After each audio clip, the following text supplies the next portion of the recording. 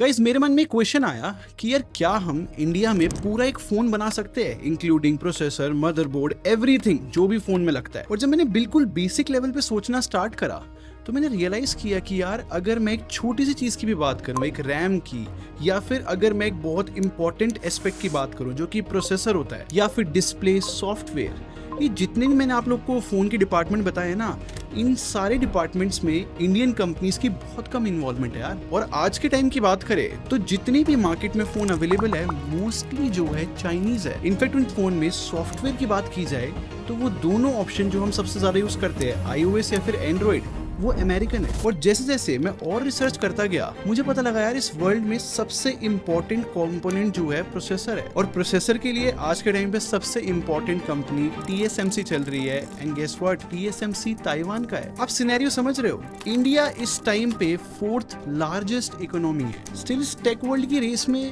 हम लोग काफी पीछे रह गए। और इफ इन केस आप ये सोच रहे हो कि मैं सिर्फ पैसों की बात कर रहा हूँ कि लाइक अगर हमने प्रोसेसर बनाया होता आज हमारे पास और पैसे होते, ऐसा बिल्कुल भी नहीं है। ये जो टेक होती है ना, ये सच बता रहा हूँ बहुत ज्यादा पावर रखती है इन्फ्लुएंस करने की हमारे लाइफस्टाइल को भी। इसीलिए आप देखोगे पूरे वर्ल्ड में अमेरिकन का कितना इन्फ्लुएंस है, या फिर चाइना का पूरे वर्ल्ड पे कितना इन्फ्लुएंस है, क्योंकि अमेरिका और चाइना बहुत ज्यादा टेक पे फोकस करता है। तो फिर क्वेश्चन ये आता है, क्या इंडिया ने कभी कोशिश नहीं की इस टेक वर्ल्ड में एंटर करने की? इस बात को समझते हैं पास्ट, प्रेजेंट और फ्यूचर को पूरा देखते हुए।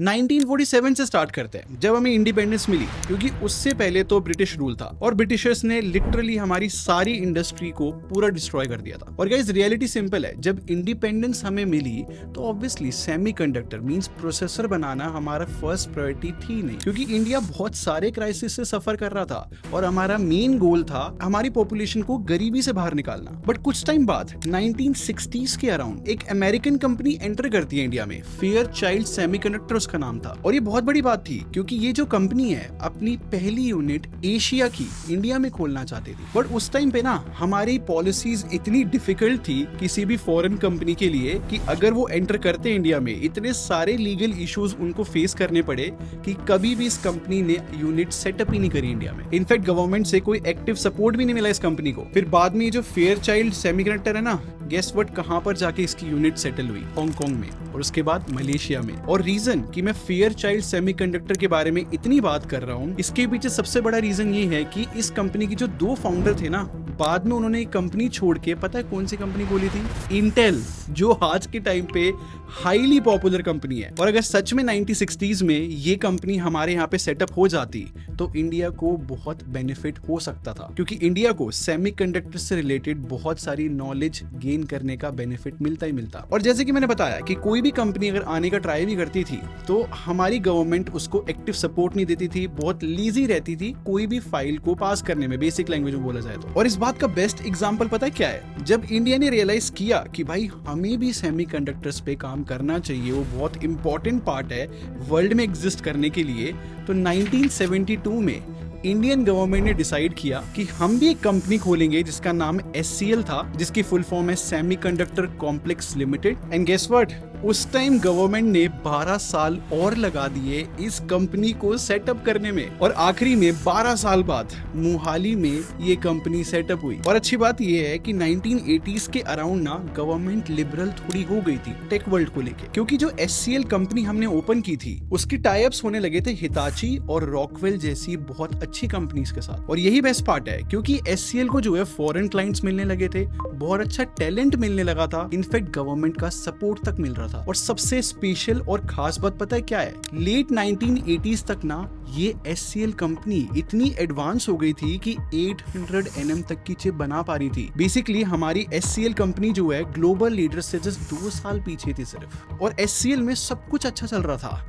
बट 1989 में स्टोरी पूरी चेंज हो गई।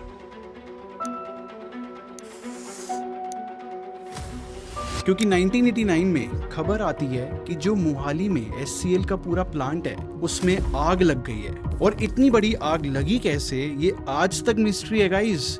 मतलब हमें पता ही नहीं कि एक्सीडेंट था या फिर जानबूझ के किसी ने लगाई थी। सिर्फ इस वजह से इंडिया को जो है 60 करोड़ का नुकसान हुआ, जो कि उस टाइम पे बहुत ज्यादा बोले जाएंगे। और गाइस इससे भी सैड बात पता है क्या है इंडियन गवर्नमेंट को वापस SCL को सेटअप करने में और 8 साल लग गए। ये एक और एग्जाम्पल है हमारे लेजी एटीट्यूड का, इस वजह से हम और पीछे होते चले गए। चलो आग लगना तो एक बुरी बात थी, लेकिन एक और प्रॉब्लम थी यहाँ पर, वो है लैक ऑफ विजन। हमारे पास विजन ही नहीं था। विजन से मेरा मतलब क्या है, मैं आपको एग्जांपल बताता हूँ। जैसे कि इंडिया के पास SCL है ना, ऐसे ही ताइवान के पास था ITRI। ये कंपनी भी जो है ताइवान गवर्नमेंट की थी। ये लोग भी जो है सेमीकंडक्टर मतलब प्रोसेसर बनाना चाह रहे थे, और उस टाइम पे इनके अंडर एक और छोटी सी कंपनी थी जिसका नाम था TSMC।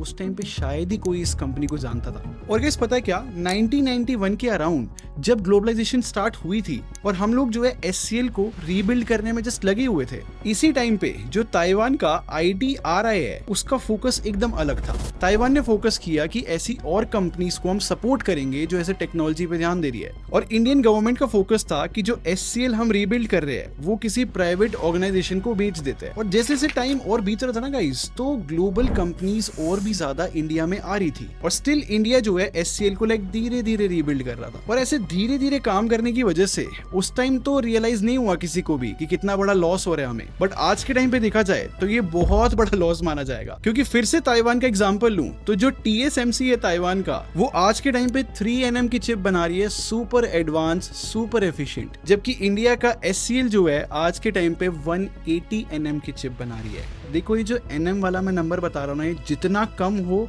उतना एडवांस होता है, उतना बेटर होता है। और आज के स्टैंडर्ड्स के हिसाब से 180nm तो गाइस बहुत ही ज्यादा लाइक ओल्डर माना जाएगा। और यहीं से मैं आपको बताता हूँ करंट सिचुएशन क्या है। अभी भी हमारी प्रॉब्लम ये है कि हम रिसर्च एंड डेवलपमेंट पे काफी कम पैसा लगा रहे हैं। जैसे कि ये फैक्ट देखो, अगर हम आज के टाइम पे अपने रिसर्च और डेवलपमेंट का बजट देखें तो हमारे GDP के 1% से भी कम है। I mean, ये जो बजट है US से और चाइना से तो काफी कम बोला जाएगा। और रिसर्च और डेवलपमेंट पे इतना पैसा लगाना अमेरिका का बेस्ट एग्जांपल जो है एंड्रॉइड और iOS है। अमेरिका लीडर है सॉफ्टवेयर के अंदर, और हम लोग कितना पसंद करते हैं ना कि हमारे फोन में जो है क्वालकॉम स्नैपड्रैगन प्रोसेसर हो, ये भी अमेरिकन कंपनी है। और गाइस ये सब कुछ जो है 5-6 साल में पॉसिबल नहीं होता। मतलब किसी भी कंट्री को जो है मिनिमम 20 से 30 साल काम करना पड़ता है ऐसे प्रोसेसर के ऊपर, तब जाके किसी एडवांस टेक्नोलॉजी पे पहुंच पाते हैं। यही रीजन है कि अमेरिका को कोई बीट नहीं कर पाता, क्योंकि वो लोग बहुत टाइम से डेवलपमेंट कर रहे हैं। और बहुत सारे लोगों को पता भी होगा कि अमेरिका ने जो है चाइना पे बैन लगा दिया था। इसी वजह से हुआवे जैसी बहुत बड़ी कंपनी जो है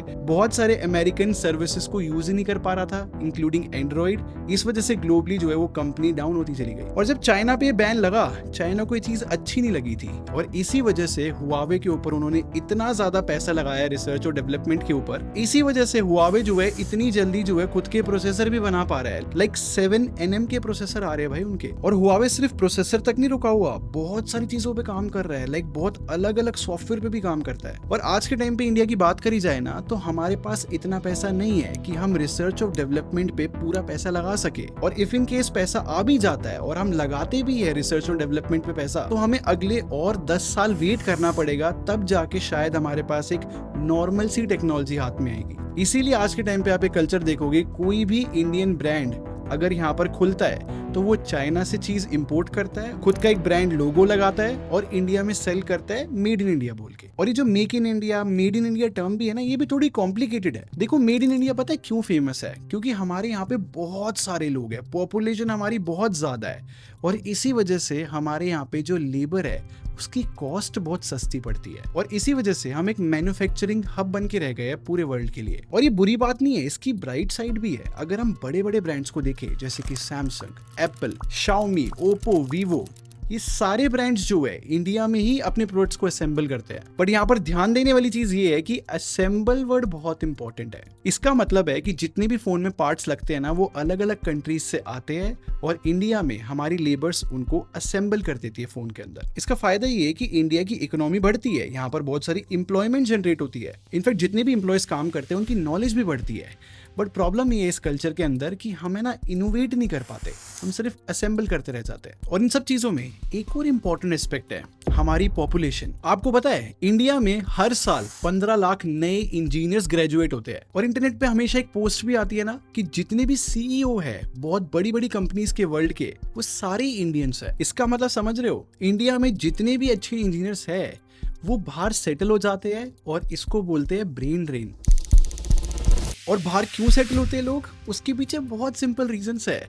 वहां पर फैसिलिटी ज्यादा लोगों को फील होती है, या फिर ज्यादा अपॉर्चुनिटीज है, कितनी बड़ी बड़ी कंपनीज वहां पर एग्जिस्ट करती है। और इन चीजों से हमें क्या फर्क पड़ता है गाइज, ऐसे समझो इंडिया और डिपेंडेंट होता है दूसरी कंट्रीज के ऊपर, और इसी वजह से हमारा टैलेंट और हमारा सारा डेटा बाहर चला जाता है दूसरी कंट्रीज में। और इसी वजह से बहुत बड़े बड़े एक्सपर्ट्स का कहना है कि इंडिया को जो है रिवर्स ब्रेन ड्रेन की नीड है, कि हमारे लोग फॉरेन जाए, चीजें सीख कर आए, वापस इंडिया में जब आए तो इंडिया में ही इनोवेट करे। नो डाउट गाइज, ये सारी प्रॉब्लम्स एग्जिस्ट करती है, लेकिन सिर्फ प्रॉब्लम्स नहीं है, जो फ्यूचर एटलीस्ट रिसर्च में हम देख पा रहे हैं वो ब्राइट तो लग रहा है। जैसे कि फाइनली गवर्नमेंट ने जो है थोड़ा टेक पे ध्यान देना शुरू करा है। जैसे कि 2021 में ISM लॉन्च करा था, और ISM की फुल फॉर्म है इंडिया सेमीकंडक्टर मिशन, जहां पर गवर्नमेंट ने 76,000 करोड़ जो है एलोकेट करे है बजट में से सेमीकंडक्टर बनाने के लिए। और रिसेंटली नई पॉलिसीज भी बनाई है और डिस्काउंट भी दी है ऐसी कंपनीज को जो इंडियन है, बिल्कुल लोकल है और इन चीजों पे काम कर रही है। या फिर हम टाटा का एग्जाम्पल ले सकते हैं। टाटा खुद का जो है सेमीकंडक्टर फैब्रिकेशन यूनिट बना रही है, और एक गुजरात में सेटअप हो रहा है, और 91,000 करोड़ बजट है भाई इसका। और ऐसे ही टेक फोकस बहुत सारे प्रोजेक्ट्स पे गवर्नमेंट ध्यान दे रही है, और बहुत सारे बजट भी एलोकेट कर दिए है, जिसकी टोटल वैल्यू $18 बिलियन बताई जा रही है, जो कि कुछ ज्यादा ही होती है। और रिसेंटली न्यूज भी आई थी कि इंडिया ने खुद की एक विक्रम चिप बनाई है, 32 बिट चिप है वो, और स्पेसिफिकली चिप जो है कमर्शियल आइटम्स में यूज हो रही है। और अगर सब कुछ सही रहता है तो इंडिया ये तक टारगेट कर रहा है कि वर्ल्ड में जितनी भी एक कमर्शियल आइटम के अंदर चिप रहती है ना, 70% इंडिया से ही जाए। कंफ्यूज मत होना, मैं ये नहीं कह रहा कि हम 2nm, 3nm या फिर 4nm की एडवांस चिप बना रहे हैं। अभी के लिए हम 28nm से लेके 110nm तक की चिप बनाने का एम कर रहे हैं। सुनने में मुझे भी लगा था कि यार ये तो आउटडेटेड चिप्स होंगी, बट ऐसा नहीं है। अभी भी वर्ल्ड में बहुत ज्यादा रिक्वायरमेंट है ऐसी चिप्स की, और फ्यूचर अच्छे होने के चांसेस और भी इसलिए है क्योंकि एक और कंपनी है आर्म नाम की। ये बहुत ही इंपॉर्टेंट और पॉपुलर कंपनी है, और बेंगलुरु में ऑलरेडी अपना यूनिट सेटअप कर चुकी है। और इस यूनिट में पता है क्या होने वाला है, बहुत ही एडवांस 2nm की चिप्स डिजाइन होने वाली है, वो भी 2000 एम्प्लॉयज के साथ, जो कि इंडियन होंगे। तो फाइनली गवर्नमेंट ने जो है थोड़ा बहुत हार्डवेयर लेवल पे सोचना स्टार्ट कर दिया है, बट सिर्फ हार्डवेयर नहीं, सॉफ्टवेयर की भी कुछ अच्छी न्यूज है। जैसे कि जोहो का एग्जाम्पल लेते हैं। मतलब जोहो तो भाई रिसेंटली बहुत पॉपुलर होता जा रहा है, और जोहो की खुद की ऑफिस एप्स भी है, जैसे कि MS ऑफिस होता है ना। और हमारी गवर्नमेंट जो है इस जोहो कंपनी को काफी सपोर्ट भी कर रही है। इनफैक्ट बहुत सारे गवर्नमेंट ऑफिशियल्स ने कहा है कि हम जो है फॉरेन सॉफ्टवेयर को छोड़ के जोहो की एप्स यूज करेंगे। और रिसेंटली जोहो की तरफ से आपने एक ऐप वायरल होती हुई सुनी भी होगी, जो कि व्हाट्सएप का ऑल्टरनेटिव है, अराटे आई थिंक उसका नाम है। और हम इंडियंस को भी देखो भाई, कितना सपोर्ट किया हमने इस ऐप को। वो ऐप स्टोर और प्ले स्टोर दोनों पे जो है टॉप पे चल रही है अभी डाउनलोड्स के अंदर। और मेरे लिए इंस्पायरिंग पता है क्या है, ये जो जोहो है ना, ये इंडियन कंपनी है, और इनका क्लेम है कि अगर माइक्रोसॉफ्ट के साथ कोई भी कंपीट कर सकता है ना, तो वो सिर्फ जोहो है। अगर सच में हम लोगों का ऐसा एटीट्यूड रहा ना, हम बहुत कुछ कर सकते हैं भाई। खैर गाइस, सिर्फ हम लोगों के ध्यान देने से बात नहीं बनेगी, गवर्नमेंट का भी सपोर्ट बहुत जरूरी है। आई होप जैसे अभी के लिए गवर्नमेंट इतना ध्यान दे रही है सेमीकंडक्टर पे या फिर इंडियन एप्स पे, ऐसे ही चलता रहा तो बहुत चांसेस है कि यार हम लोग भी इस टेक रेस में कहीं ना तो कहीं अच्छे लेवल पे पहुंच जाएंगे। तो गाइज, ये थी कंप्लीट रियलिटी कि हम खुद का स्मार्टफोन क्यों नहीं बना पा रहे। मुझे लगा कि यार मुझे डिटेल में इस बारे में बात करनी चाहिए, क्योंकि मैं यूजुअली अपने कमेंट सेक्शन में कमेंट देखता रहता हूँ कि हम सिर्फ जो है इंडियन फोन खरीदना चाहते हैं। अब फाइनली लोगों को पता लगेगा कि क्या रियलिटी है, क्या सिचुएशन है। आप क्या सोचते हो मुझे कमेंट सेक्शन में जरूर बताना। और अगर आपको ये वीडियो पसंद आई हो तो लाइक बटन पे क्लिक कर दो, और सब्सक्राइब करके हमारे टेक बार आर्मी को ज्वाइन कर लो। हम लोग क्वालिटी बिलीव रखते हैं। अगर मिलते हैं, thanks for watching, bye guys.